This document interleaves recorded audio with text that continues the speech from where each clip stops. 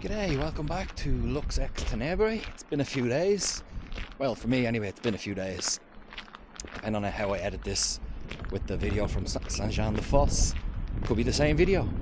But basically I hunkered down for Christmas. I left Saint-Jean-de-Fosse when the roads reopened and headed east, and I spent Christmas at a friend's house near the town of Uzès. Thanks Pierre, merci Pierre. And I got up this morning and it was either a choice to go to Pont, the Roman aqueduct, which isn't really a devil's bridge. I was going to go anyway, but over there it's raining hard, so I decided to drive east, and I'm at the next devil's bridge in a little kind of alpine town called NYONS. And well, it's officially a Pont Romain, an original Roman bridge, but I decided to include it in this little series because it's just so pretty. And it's looking like we're getting nice weather, so hopefully get a few daytime shots, get a few nighttime shots. But look at the colour of that water. That's pure glacial meltwater, I think. That's what that is. Yeah, possibly flooded earlier in the week, same as everywhere in the south of France, but that's one nice Roman bridge. Shame it isn't actually an official Devil's Bridge. I promise I'll try and get to one more.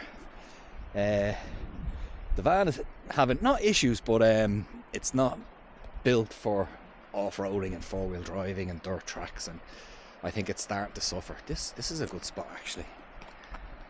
Yeah, I like this view.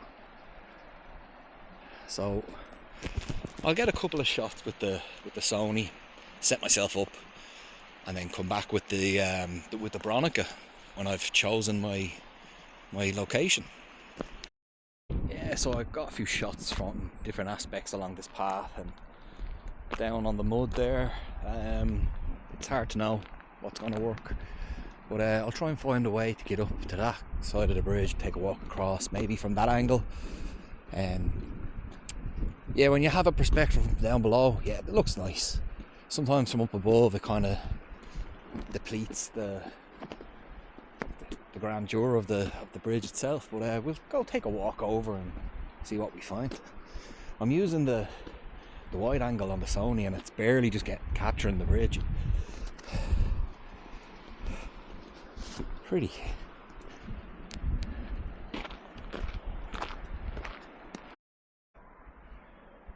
Some sort of little art gallery. I was looking for a way to get up to the bridge and I thought to go down, around and back up, and I almost missed this. Actually, I very much did miss this. It was the Google map told me walk through this way, so I'll go and see. Hopefully it brings me out on the far side. Yeah, there's steps. That's a tiny little arch. Love those arches. Was Passeio do Picho Cladin, Vieille Ville. Might take a walk up there later. I don't know how much I'll get to film it because I'm running out of memory on the cards. So it's either buy a new card. Money's getting tight. Money's too tight to mention, as the song goes. And I still have like 1,000 kilometers more to get back to the north coast of France and then look for a ferry, so it's gonna be squeaky. Little olive oil shop. Christmas themed olive oil shop.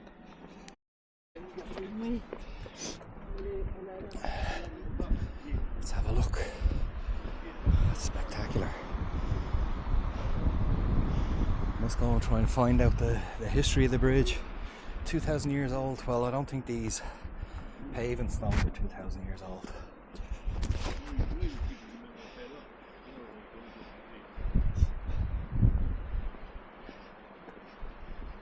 Yeah. Bit of human traffic. Haven't had much human interaction on this trip, but yeah, I'd say it was crazy when it was in flood. That's if they got the rains here as we did over in the west. Oh, look at that pretty little little house up on the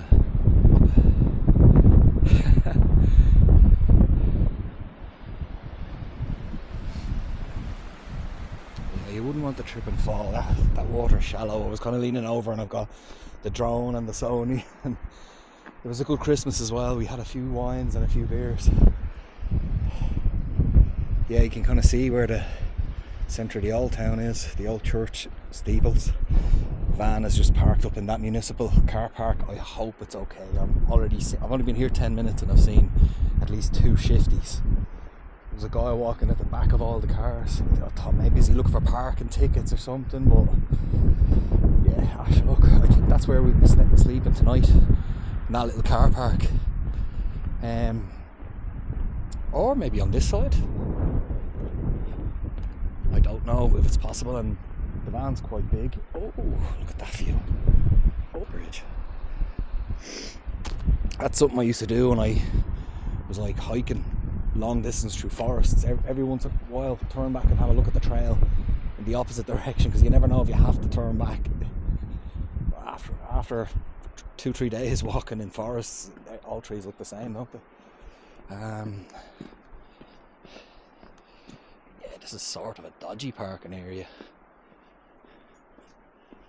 Somebody broke the street light. Oh, look at the bit of sun just with the arch now.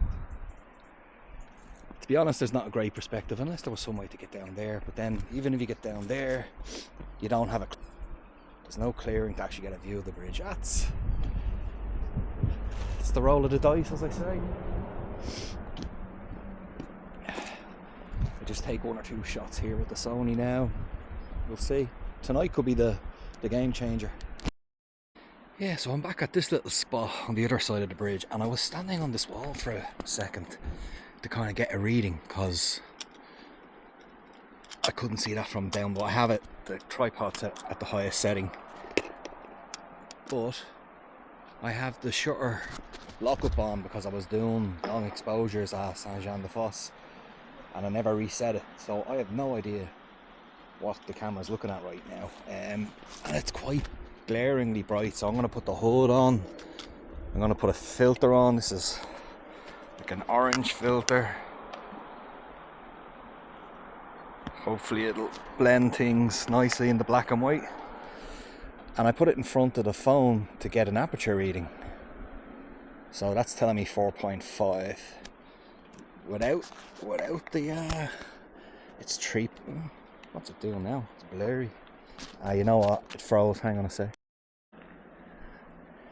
It's giving me an aperture of 8. Well, it's moving because I'm moving everything around, but I'll set this up and get back and see what results we get.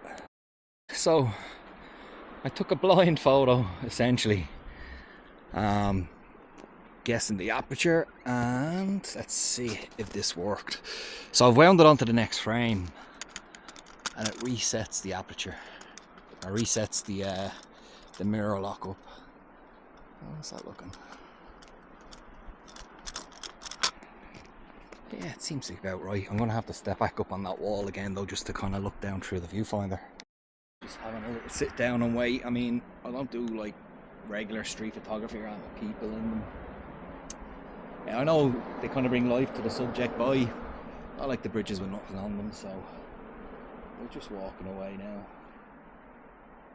Yeah, I'm just going to do different shots at different aperture settings, because it's a while since I've used these filters, and what I'm hoping it'll do is blend in a lot of what's going on.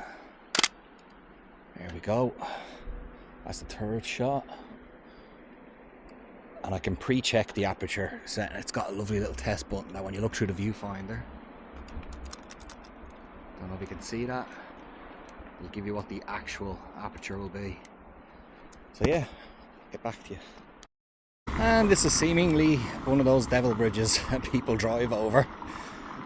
The attitude in France is, if you can, why not? It's great. But yeah, there are lots of glare. I stuck a filter on, try and smooth things out.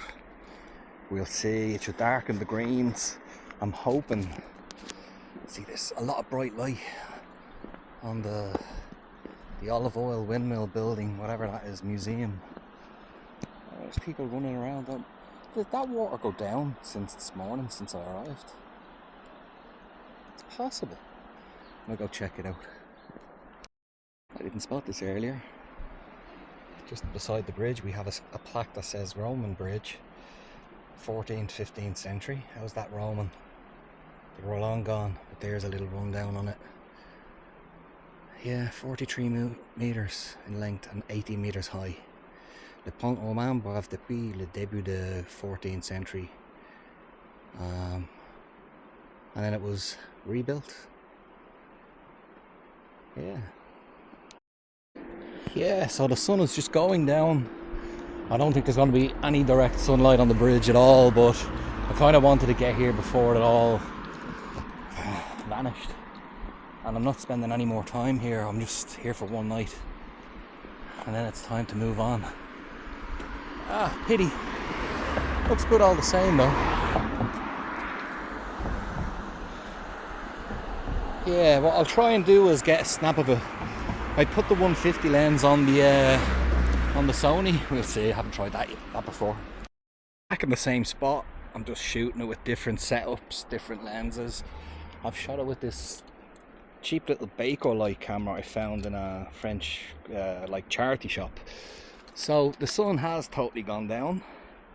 I think the plan is I'll go back down there somewhere. I'll have a little beer and plan tonight's coup. We're definitely going to do something tonight. I don't know whether I'm going to get to fly the drone because I lost control of it earlier, and what it looked like was it was jammed. I got a message to say I was in a no-fly zone or something like that, and the aircraft had been taken over. Luckily it went into fly home mode and it just came back to me. Well, I killed the fly home mode about halfway so I could fly it in manually, so it just wouldn't be seen. I flew it in quicker, because if you fly it in on fly home mode, it'll just take the slowest, safest route. I just zipped it down back into the river, up and over, dam buster style. I don't even know if I got any footage of that. I think once it goes into go home mode, I think the camera switches off, but I must check that actually. Yeah, so we have another, what time is it now? 5 p.m. This time tomorrow we'll be leaving NYONS, and it's a lovely little town.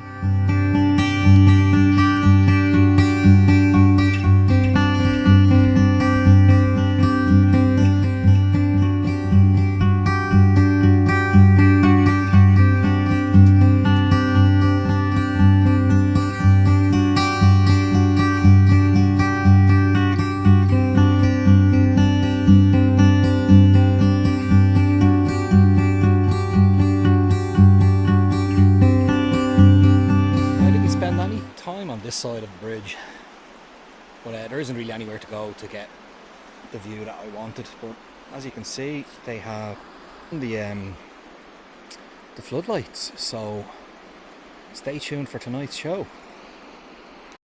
So it's time for night shots. I've left some lights on, so hopefully we'll have a look. Yeah, from outside it looks like there's somebody in the van. I'm bringing 2 lenses with me, but I think I'm only actually going to end up using one. So, yeah, safely locked up, and it looks like there's somebody inside. I got the 50mm on the Bronica. I've got the wide angle on the Sony, and you can kind of see the bridge up there. We'll go through town. We'll go through this way. I'll bring you back when I'm on the far side in the spot again. Actually, it's quite nice walking through the village. Here we go with the little arch again. It must be very low because I'm not that tall and my head nearly touches the top. Oh, somebody's cooking dinner. I can smell it. Nice. But it's quiet. I can hear some traffic, but that's the road to Gap and up to the snow, up to the mountains on the other side of the river.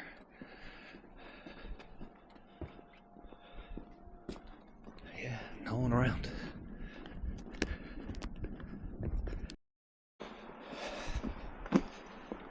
No lights on the actual footpath of the bridge itself. That's a strange one.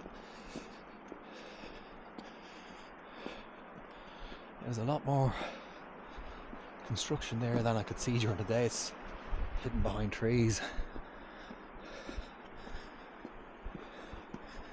Yeah, it's nice and quiet. Yeah. So, just arriving at the same spot. It's looking good. Nobody about.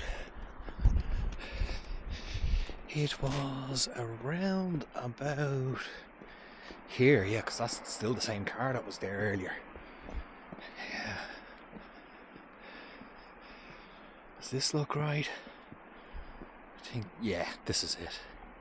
Right, let me get set up and get a few shots done, and I'll let you know how it goes. Yeah, it's really hard to get everything set up and film at the same time, and I should get a little tripod for this little thing, because yeah, it could be interesting to see the process. I mean, I'm still relearning everything again myself, so let's get this. Oh, what time is it? 7:30? Okay, 7:30 it is. Let's see, what's our settings at? Change that to 5.6. Can I see anything? Yeah, you can kind of see. Not the best view through the viewfinder, but I'll work away and see what I can get.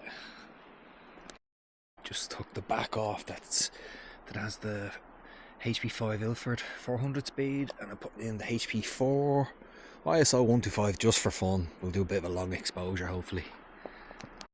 125 ISO at, geez, this wall is treacherous because it's just a drop to the river. At an aperture of 5.6 means an 8-second exposure. I have flipped the mirror lock up, so hopefully it works. If not, I'll just take another shot. I'll turn this headlight off. Right, here we go. And it doesn't want to fire. What's going on? Ah, bloody slide, as ever. Right, listen out for the clicks.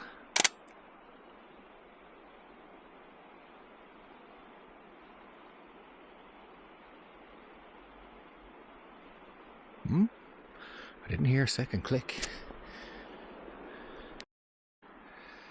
Yeah, I'll just keep clicking along until I run out of film, I guess. I've got 4 rolls left and probably 2 bridges after this, but we'll see. I have a tracking issue on the van, so that takes priority now, unfortunately. Might bring the trip to a little bit of a premature closure, but if I get it sorted and I can catch you, they're more or less on the way back towards the north where I get the ferry, so should not be an issue. That's what I love about my little backup system, because I can replicate everything from the Bronica in the Sony. 5.6 an ISO 150, and it comes out the same, 8 seconds. So let's see what she does. 3, 4, 5, 6, 7, 8. And we're probably going to get some streaky red lines now because that car went through. Processing. No streaky lights. But I'm not liking the aesthetic. I want to try and change that up. I think I got all the shots I'm going to get. That double reflection is, yeah, I think that little protective screen has had it possibly. Let's see.